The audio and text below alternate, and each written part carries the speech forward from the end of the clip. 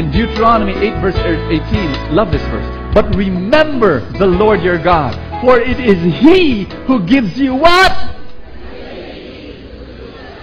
God is the one who gives you the ability to produce wealth. And He leaves it up to you. If you were born poor, it doesn't mean that you will always be poor. Say amen, church. Amen. When God says, you know what I mean? Even if you were born poor, you can grow old and rich and generous. Amen? Do not say it is fate. Kapalaran ko. Do not say that. No! God leaves it up to you. He gives you the ability to produce wealth. Here's the second thing that you need to overhaul. The first thing you need to overhaul is theology of money. The second thing you've got to overhaul is your psychology of money. Say psychology. You and I have a psychology of money about ourselves. You know, people look at themselves in a particular way concerning money. Let me tell you a story. When I was growing up as a small boy, I remember there was this woman who came to the house and visited my mother, maybe about twice a week. Every time this woman had a need, she would go to my mother, and my mother would give her. She would say, "Mommy, I have my daughter's tuition fee is coming," and so my mother would give. 2 weeks later, she would come back. "Mom, I broke my tooth, and I don't have money for dentures. Can you give me money?" And so my mother would give. The next 2 weeks, "My daughter's PE, she doesn't have rubber shoes. Do you have some?" And my mother would give money. Every 2 weeks, you know. After a while, that woman, she went to the house for years. And then after that, she died. After that, it was the daughter who was coming every 2 weeks. We have no food. Can you? Thank you. 2 weeks later, 2 weeks later, she'd come back. And then she had a son. And she would bring the son along. He doesn't have rubber shoes for his PE. And so on. And then after a while, it was the son. It was the grandson was coming now, because he was a little bit older. 3 generations, 20 years, no change. No matter how much money you give. Brothers and sisters, please understand, the psychology of that family in 3 generations did not change. Their psychology was small. So small. I'm poor. I'm poor. I'll always be poor. My son will be poor. My grandson will be poor. You got what I'm saying? And sometimes parents were guilty of that. We tell our kids we're poor. Our little boy is with us in the department store. And the little boy says, "Mommy, can we buy that toy?" "No! That's for the rich. We are poor. We are poor." Say that with me. Say it with me, son. I am poor. I am poor. That's it. Say it again. I am poor. Very good. We are poor. Don't even look at those toys. Don't! And so this boy is growing up. I am poor. I am poor, you know. And he looks at a nice expensive thing. "I will not look at that. I am poor. That's not for me." You know, it's a psychology that will trap, strangulate any kind of blessing that God would like to give that person. Here's my problem. The whole Philippines has a culture of psychological poverty. Believe me, the Pinoy looks at himself as poor. Bahay kubo kahit munti. What's our national flower? Sampaguita. What's our national bird? Maya. Puro maliliit. Can we not have the national bird, the Davao bald eagle? I mean, you know, big and strong, and there's something funny about the Pinoy. That we need to break that. Put your hands over your chest. Say this with me. I'm wealthy and generous. I'm wealthy and generous. Say that every morning, please. And before you sleep and during the day, just put I am wealthy and generous. Just break that culture of taught to us by I don't know how many years of oppression. So many people have told us to be holy, you've got to be poor. To be close to God, you've got to be poor. To be a good person, you've got to be poor. Break that.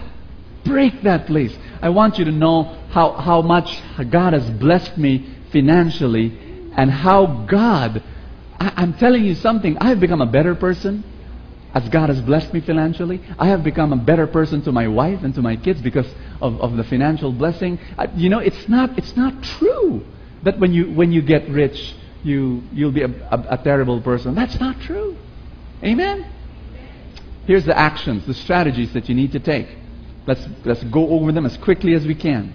Action number 1, the truly rich tithe to the Lord and are generous to the poor. Brothers and sisters, when the salary comes, the commission comes, the profit comes, do not do this. Okay, thank you, sir, from the ATM. Thank you, salary. Thank you, Meralco, Nawasa, the water, the bill, the credit cards, the marketing. And then whatever is left, you give to the Lord. Don't do that. Tell someone beside you, don't do that. When God must be given the first fruits, when you receive your salary, the first thing you do is you give to God. Amen? That's what you need to do. And my model is the biblical model of 10%. That's a great model to follow. Give 10% of your income to the Lord. Every time. And guess what happens? He's going to, it's a natural law. The law of reciprocity. What you give, you shall receive 100-fold. Amen? Action number 2. The truly rich strive to learn more and surround themselves with. You want to grow your money? You've got to have mentors. Brothers and sisters, listen to me very carefully. If you want to earn 200,000 pesos a month, please do not talk to someone who earns only 20,000 a month. It won't work. If you want to earn 500,000 pesos a month, do not talk to someone who's only earning 50,000 pesos a month. You've got to talk to someone who's actually doing it already. If you want to become a businessman, you want to start your own business, don't talk to another employee. I don't care if he's your father or your uncle or your cousin. You don't go to someone who's not a businessman, who's an employee, and you say, excuse me, I'm thinking of starting a business. No! You lose your money! Ay, naku! Why, uncle? I tried it already, doesn't work. Don't do that. Just stay in your. You got what I'm saying? My father was a great employee. And my father's my mentor, my life mentor. But when I wanted to start my business, I didn't ask his advice because he would not know what to say. He was an employee. I had to, even if he was an executive of a huge company, he was not an entrepreneur. I had to go to a successful entrepreneur to be my mentor. Is that clear? So get a mentor. Here's action number 3. The truly rich strive for financial goals, magic goals. Why magic? It's here. You get the explanation here in the Novena to God's Love. And I wrote it down. What does magic mean? Write it down. Write your goal here and say, this is what I want. This is the financial goal that I want. Brothers and sisters, you might say, Brother Bo, I'm graduate na ako dyan. I'm not anymore, looking for greater money, more income. Brother Bo, I just want to be simple. And brothers and sisters, that attitude can come from 2 sources. Ask me what source. That idea of, I want to just remain as I am. I don't want to have financial goals anymore. That may come from 2 sources. The first one is this: contentment. Say contentment. Contentment is important. But maybe, everybody say that, maybe. It can come from the other source. What's the other source? Ask me what? Selfishness. Selfishness. You're earning 10,000 pesos a month. You can, if you improve yourself, learn a new skill, get a mentor, get training, improve your financial literacy. You can start earning 20 or 30 or 50,000 pesos a month. You can if you put your heart to it. But you say, no, I'll just be content with 10. It can come from selfishness. Can you imagine what you can do with the blessing of having more than enough?